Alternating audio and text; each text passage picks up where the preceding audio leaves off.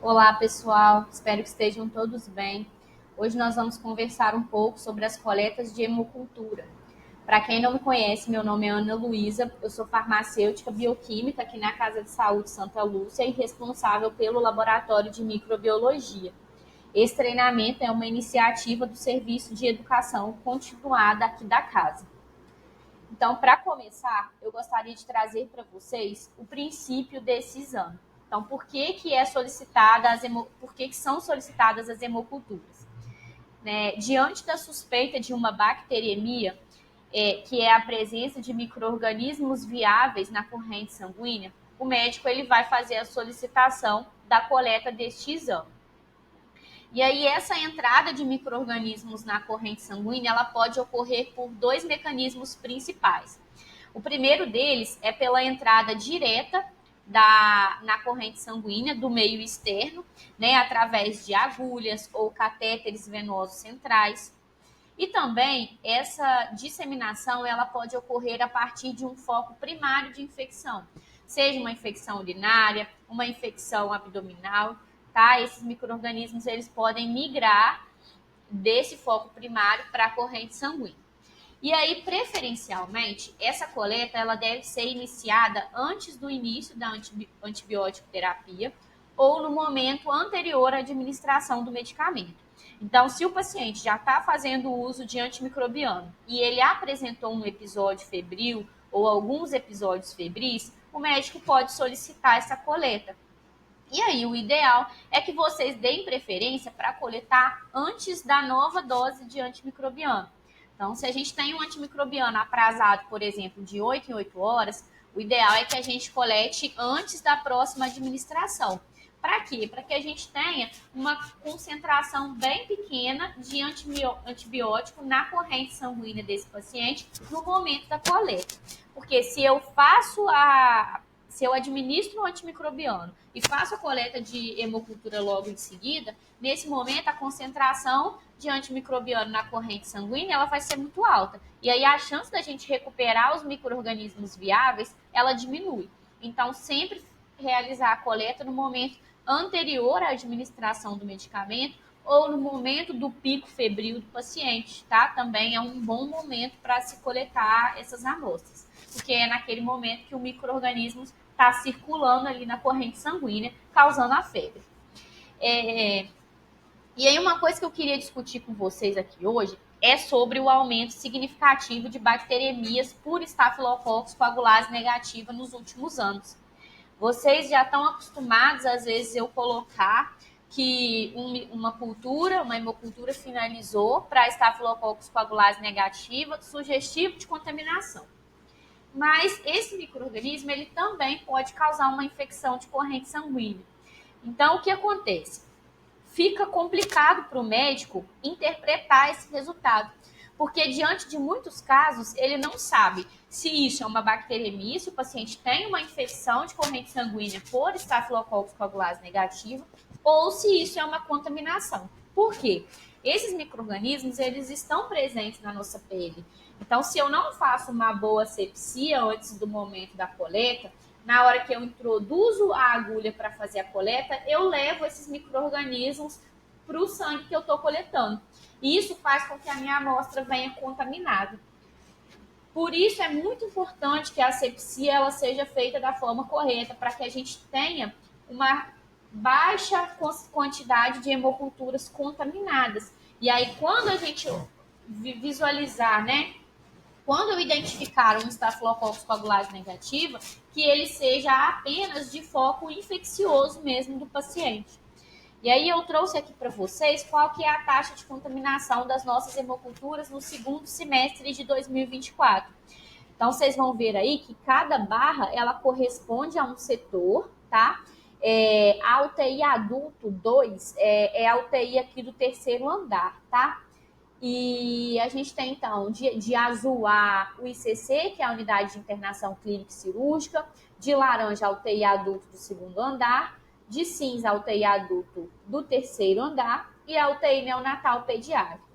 O que eu quero mostrar para vocês? Que muitos setores estão com a taxa de contaminação acima da meta. Então, a meta é essa linha verde aí.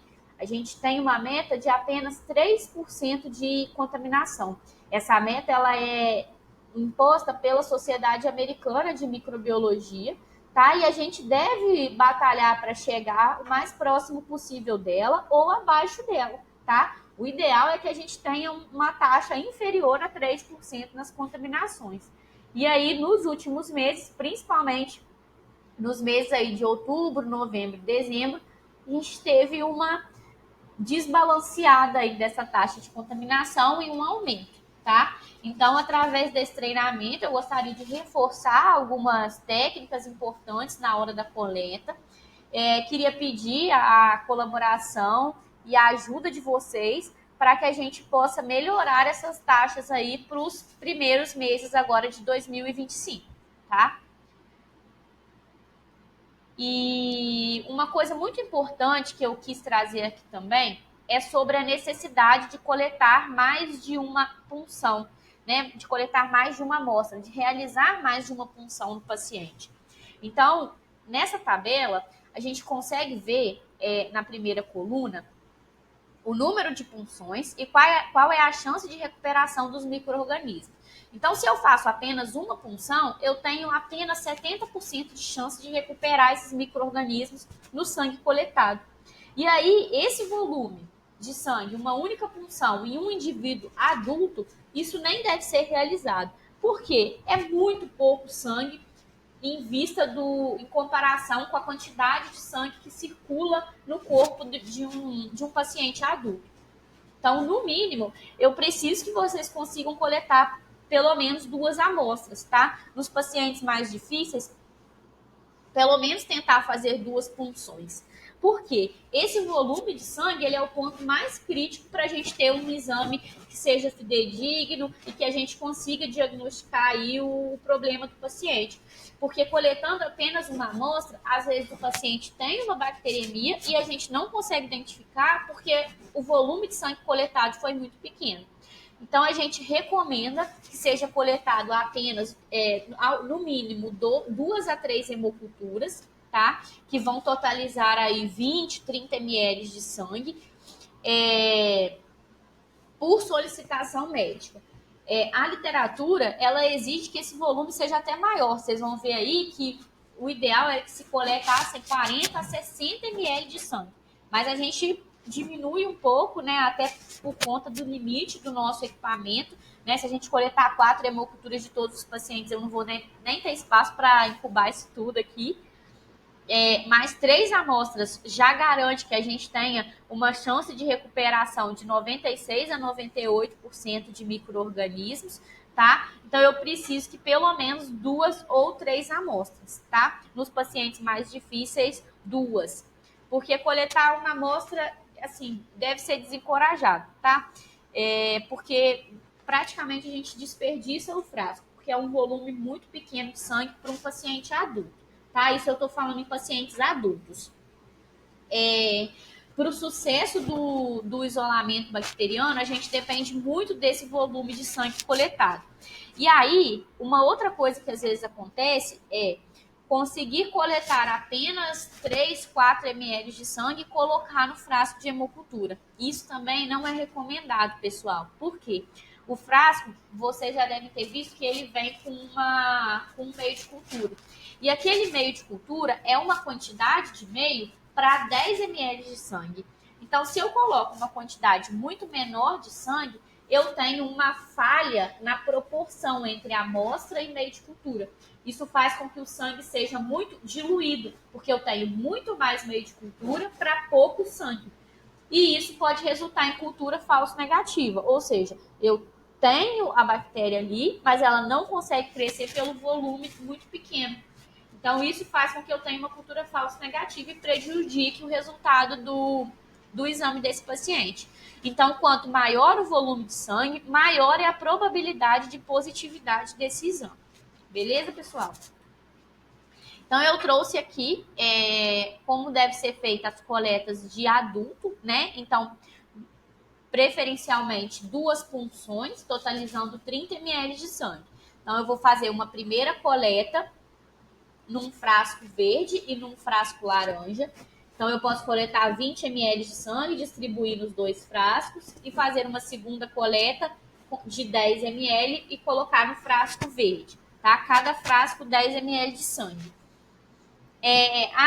Na primeira coleta não consegui coletar 20 ml. Sem problema nenhum, pessoal. Pode fazer 3 punções no paciente, de 10, 10 e 10, tá? Não tem problema. Só vocês identificarem para mim corretamente o local e o horário da punção, tá? Mas não tem problema fazer 3 coletas de 10 ml. E entre uma punção e outra, é interessante que se ela precisar ser feita no mesmo local, que vocês esperem um intervalo de 15 minutos. Então, o paciente está com acesso no membro superior esquerdo. Eu tenho só o direito para coletar. Então, faço uma punção, espero 15 minutos antes de repetir a próxima. Por quê? Se eu coleto uma vez e acabo essa punção e faço outra no mesmo local, concorda que eu não tenho diferença desse sangue que foi coletado? Então, eu preciso aguardar pelo menos 15 minutos para o sangue recircular e eu ter uma amostra diferente aqui, né? Então, se precisar fazer 3 punções, não tem problema, tá? Mas pode fazer também 2, uma de 20 e uma de 10 ml. E aí, na punção de 20, vocês dividem. Uma para o frasco verde, 10 ml para o frasco verde e 10 ml para o frasco laranja. Com relação às coletas na neonatal, né? Lá também são preconizadas mais de uma amostra. No caso, lá vão ser 2. E aí, uma coleta no frasco aeróbio e a segunda coleta também no frasco aeróbico, que é o frasco amarelo. Qual que é a diferença do frasco amarelo para o frasco verde e laranja? O frasco amarelo ele é apropriado para pacientes pediátricos. Então, ele tem um volume de meio de cultura menor, tá? Para que a gente consiga colocar um volume menor de sangue. Eu não trouxe aqui os volumes, né, de acordo por idade ou de acordo com o peso, porque isso é definido lá, o enfermeiro com o médico que tiver de plantão, tá? De acordo com o peso e a idade da criança, mas geralmente é coletado de 0,5 até 4 ml de sangue. Isso vai depender da idade e do peso do paciente, né? Pacientes recém-nascidos, prematuros, geralmente coleta-se 0,5 ml. E pacientes maiores de 8 anos, por exemplo, já dá para coletar 4 a depender do peso. Então, nós deixamos esse volume aí a cargo da ANEL, né, que vai avaliar individualmente cada paciente. E também é importante sempre obedecer o intervalo de 15 minutos, caso as coletas sejam feitas no mesmo local, a punção seja feita no mesmo local. Ou utilizar locais diferentes para as punções. E aí, sobre a identificação dos frascos, muitas vezes nas correrias sempre vem às vezes vem um dado faltante, tá? Mas esses dados são muito importantes para a liberação dos laudos.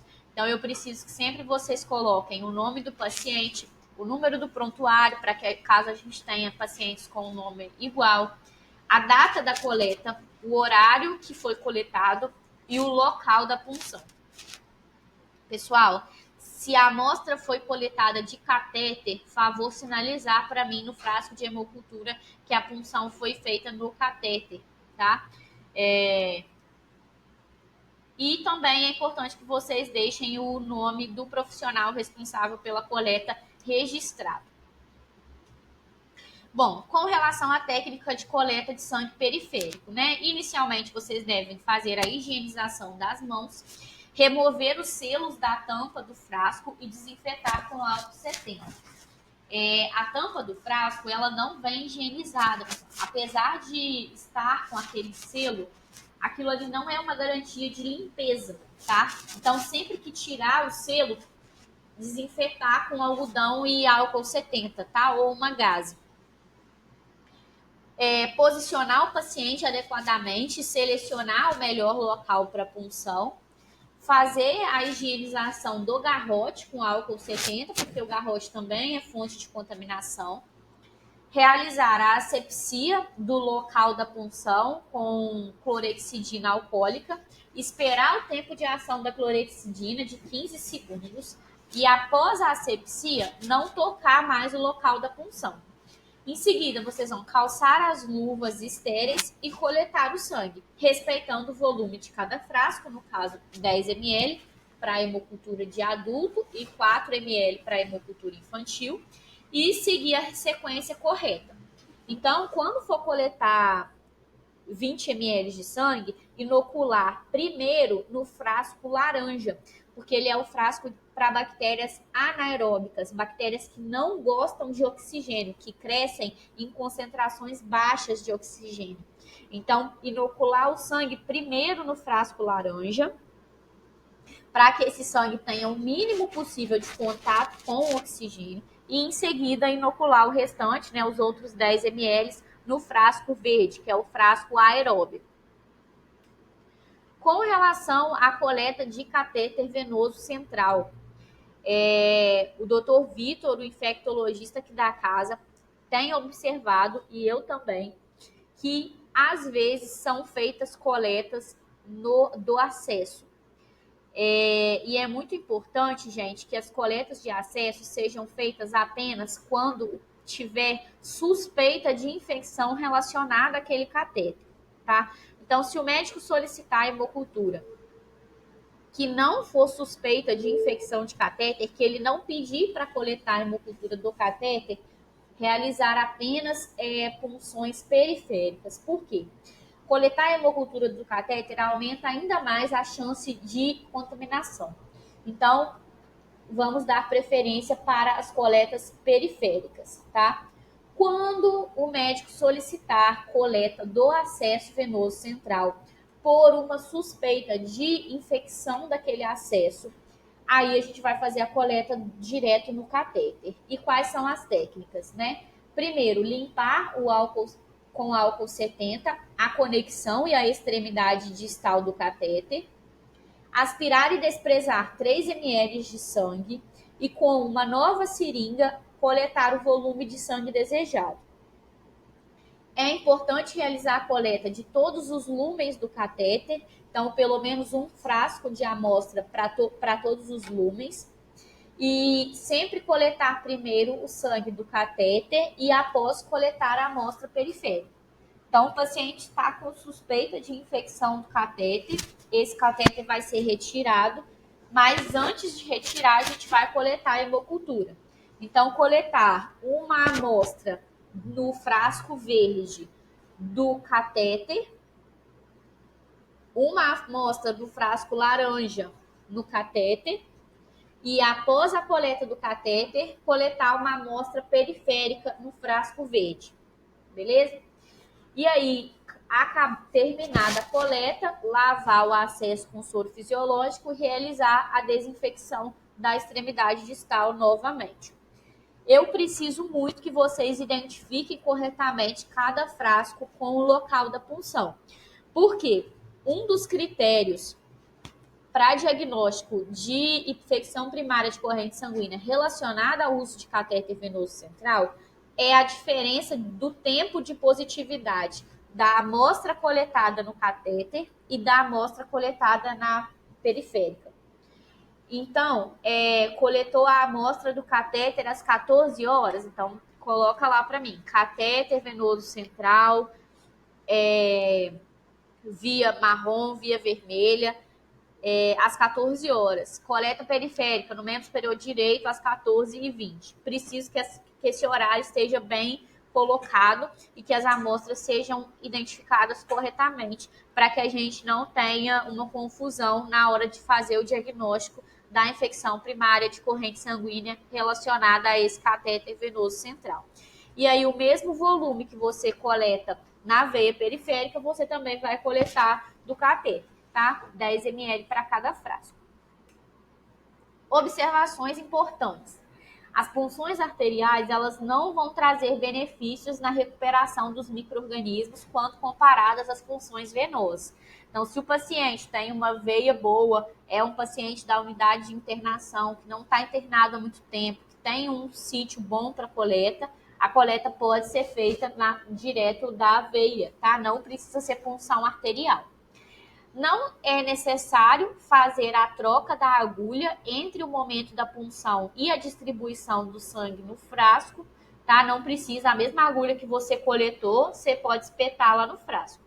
E aí, como eu já disse aqui no início, o volume de sangue ele vai influenciar diretamente no sucesso da recuperação e numa interpretação adequada dos resultados. Então, para que a gente tenha bons resultados para os nossos pacientes, eu peço que vocês tentem respeitar ao máximo o volume de sangue, tá? É lógico que nem sempre é possível, é lógico que às vezes o paciente não tem mesmo um sítio bom para se coletar 30 ml de sangue, né? Mas eu peço o esforço de vocês, tá? O que precisar da minha ajuda também, eu estou à disposição para que a gente melhore esses resultados com relação às contaminações. Os volumes de sangue que a gente precisa dos 10 ml em cada frasco para os pacientes adultos, e também sobre a coleta de culturas em catéter, tá? O Dr. Vitor pediu para que eu trouxesse essa informação aqui para vocês, tá?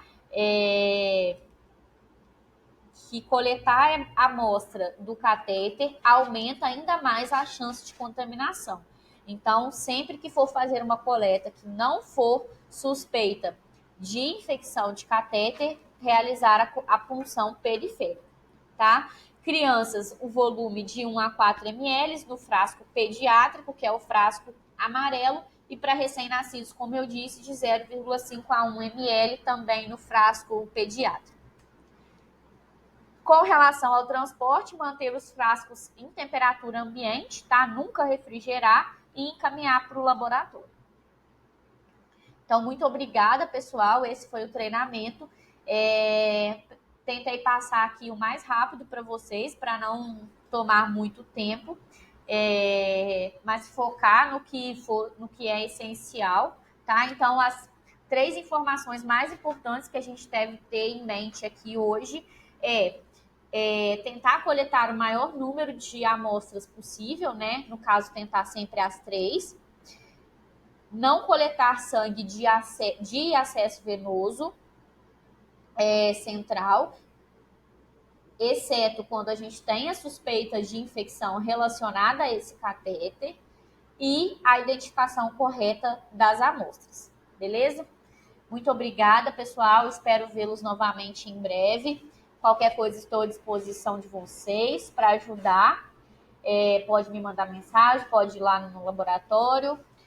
E é isso aí. Muito obrigada. Tenham um excelente trabalho aí, uma excelente semana para todos. E até mais.